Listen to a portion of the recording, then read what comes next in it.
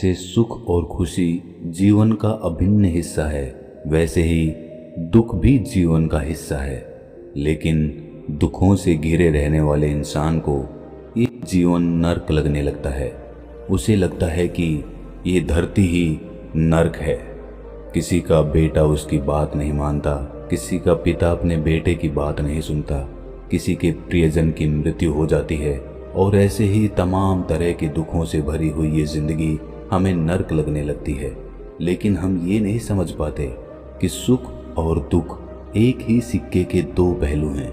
दोस्तों, गौतम बुद्ध ने अपनी कहानियों के माध्यम से लोगों को इस सिक्के के दोनों पहलू सुख और दुख को समझाने की बहुत कोशिश की। तो हम भी एक ऐसी ही कहानी के माध्यम से आपको इस सिक्के के दोनों पहलू समझाने की कोशिश करेंगे।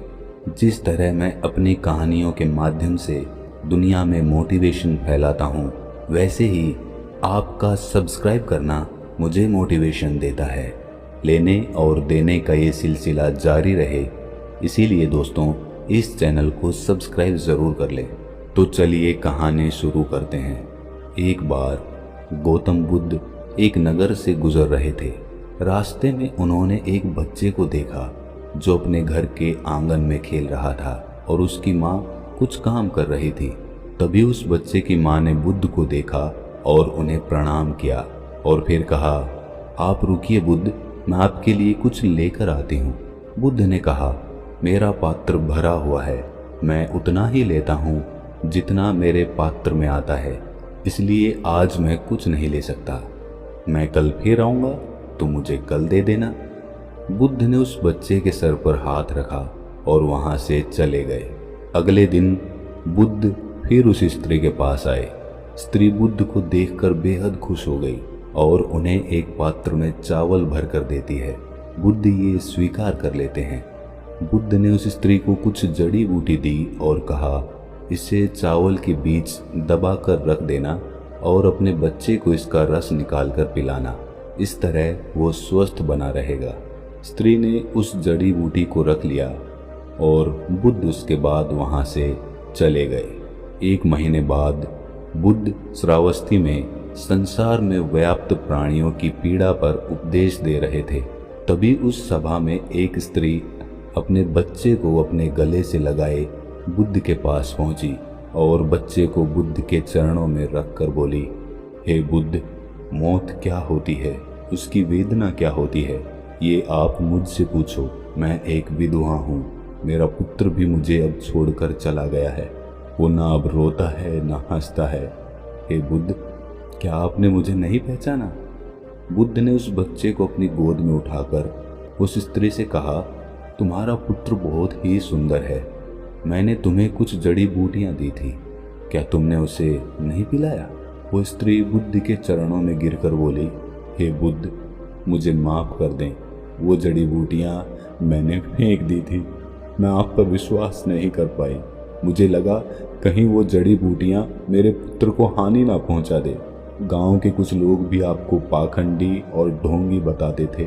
बुद्ध ने उस स्त्री को कहा कि क्या अब तुम्हें मुझ पर विश्वास है? स्त्री बोली, हाँ बुद्ध, मैं मेरे बेटे को ठीक करने के लिए हर जगह गई।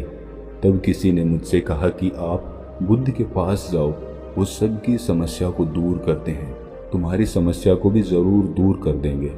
हे बुद्ध, आप मेरे बेटे को कृपया करके जीवित कर दें। बुद्ध ने स्त्री से कहा, जैसे जीवन सत्य है वैसे ही मृत्यु भी सत्य है, उसे स्वीकार करना चाहिए। स्त्री बोली, हे बुद्ध, आप मेरी वेदना नहीं समझ रहे हैं, मैं एक विधवा हूँ, मेरे जीने का इकलौता सहारा मेरा पुत्र था और अब वो भी मुझे छोड़कर चला गया। अब मैं किसके सहारे जीऊंगी? मुझे ज्ञान के बड़े उपदेश नहीं चाहिए, मुझे केवल मेरा पुत्र चाहिए। क्या आप उसे जीवित नहीं कर सकते? क्या आप मुझ पर रहम नहीं करेंगे? बुद्ध बोले, ठीक है, मैं तुम्हारे बेटे को अवश्य जीवित कर दूंगा, लेकिन उसके लिए तुम्हें सबसे पहले मेरा एक काम करना होगा। तुम्हें जाकर किसी एक घर से मुट्ठी भर पीली सरसों के दाने लाने हैं। वो स्त्री कहती है, ठीक है बुद्ध, मैं अभी लेकर आती हूँ। बुद्ध ने कहा, रुको, तुम्हें ये सरसों के दाने किसी ऐसे घर से लाने हैं जहां आज तक कोई मृत्यु ना हुई हो। वो स्त्री आंसू पोंछकर बोलती है, हे बुद्ध, मैं अभी लेकर आती हूँ। वो अपने बेटे को लेकर दौड़ती हुई गांव की तरफ जाती है। वहां उसने एक घर का दरवाजा खटखटाया। गृह स्वामी बाहर आया। उस स्त्री ने उस गृह स्वामी से एक मुट्ठी पीली सरसों के दाने मांगे। उस स्वामी ने स्त्री को सरसों के दाने दे दिए। वो खुशी खुशी दाना लेकर जा रही थी कि तभी उसे याद आया कि बुद्ध ने ऐसे घर से दाने लाने के लिए कहा था जहां किसी की भी मृत्यु ना हुई हो। स्त्री ने गृह स्वामी से पूछा, क्या तुम्हारे घर में किसी की मृत्यु हुई है? स्वामी ने कहा, हाँ, कुछ दिन पहले मेरे पिता की मृत्यु हुई थी। स्त्री ने दाने स्वामी को वापस कर किसी दूसरे घर पर जाने का फैसला किया। दूसरे घर में जाकर उस स्त्री ने फिर से सरसों के दाने मांगे और पूछा कि क्या तुम्हारे घर में किसी की मृत्यु हुई है? आदमी ने कहा कि हाँ, आज से 10 साल पहले मेरा पूरा परिवार बाढ़ में बह गया था। केवल मैं अकेला जीवित रह गया और अब मैं अकेले अपनी जिंदगी का बोझ ढो रहा हूँ। उस स्त्री ने सोचा कि ऐसा घर कहाँ पे मिलेगा जहाँ पे किसी की भी मृत्यु ना हुई हो, लेकिन फिर भी उसने कोशिश जारी रखी, हार नहीं मानी। वो पूरे दिन सुबह से शाम तक पूरे गांव में घूमती रही, लेकिन उसे कोई भी ऐसा घर नहीं मिला जहां किसी की मृत्यु ना हुई हो। वो स्त्री रोते रोते अपने बेटे को गले से लगाकर बुद्ध के पास जा रही थी। तभी उसे रास्ते में एक शमशान घाट दिखा। उसने वहां जाकर अपने बेटे के लिए एक गड्ढा खोदना शुरू कर दिया। वो गड्ढा खोदती जा रही थी और रोती जा रही थी। उसके बाद उसने काफ़ी देर तक अपने बेटे को निहारा और उसका माथा चूमते हुए उसने फिर उसी गड्ढे में अपने बेटे को दफन कर दिया और अपने आंसू पोंछकर बुद्ध के पास आ गई। बुद्ध उसी सभा में स्त्री का इंतजार कर रहे थे। वो बुद्ध के चरणों में गिरकर रोने लगी। उसके आंसू रुकने का नाम नहीं ले रहे थे। वो बस रोती जा रही थी। जिसे जीवन मिला है उसे मृत्यु भी अवश्य मिलेगी, चाहे राजा हो या रंक, युवा हो या कोई वृद्ध, मृत्यु सभी को आनी है। वो स्त्री बुद्ध से बोली, हे बुद्ध, आप सच कहते हैं। पहले मुझे ऐसा लग रहा था कि मृत्यु का दर्द केवल मेरे अंदर ही है, लेकिन फिर मैंने देखा कि दुनिया में लोग मुझसे भी ज़्यादा पीड़ा और दुख का अनुभव कर रहे हैं। इस पर बुद्ध कहते हैं, तुम्हारा बेटा कहीं नहीं गया है, वो तुम्हारे आसपास ही है, उसे महसूस करो। ये परम सत्य है। जब तक सृष्टि रहेगी दुख मनुष्य के साथ साथ चलता रहेगा और उसका कारण है मनुष्य का खुद के साथ किसी को बांध लेना। और जब तक वो रहेगा तब तक हमें दुख होता रहेगा, और जब तक ये मोह रहेगा तब तक हमें दुख होता रहेगा। जब कोई वस्तु हमारे पास रहती है तो हमें उसकी कद्र नहीं होती, लेकिन जैसे ही वो हमसे दूर चली जाती है उसके ना होने का एहसास हमारे अंदर गहरी पीड़ा बना देता है और हम दुखी हो जाते हैं।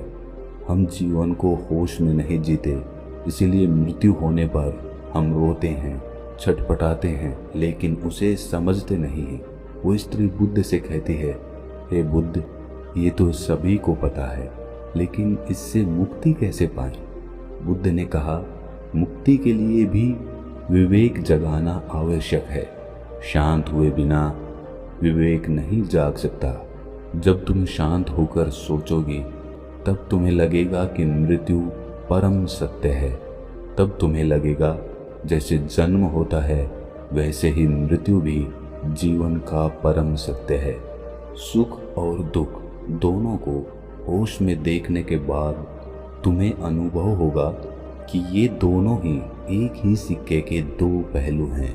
और जब तुम्हारा मन इस चेतना से भर जाएगा तब तुम ये जान और समझ पाओगी कि जन्म और मृत्यु मिलन और वियोग नहीं है, एक ही होते हैं। वो स्त्री बुद्ध से बोली, हे बुद्ध, आपने मुझे एक नया रास्ता दिखाया है। मुझे अब तक मेरे पुत्र के जाने के बाद अपना जीवन व्यर्थ लग रहा था, लेकिन अब मुझे जीवन का मोल समझ आ गया है। जो रास्ता आपने मुझे दिखाया है, अब मैं उसी पर चलूंगी। अगर ये कहानी आपको थोड़ी सी भी ज्ञान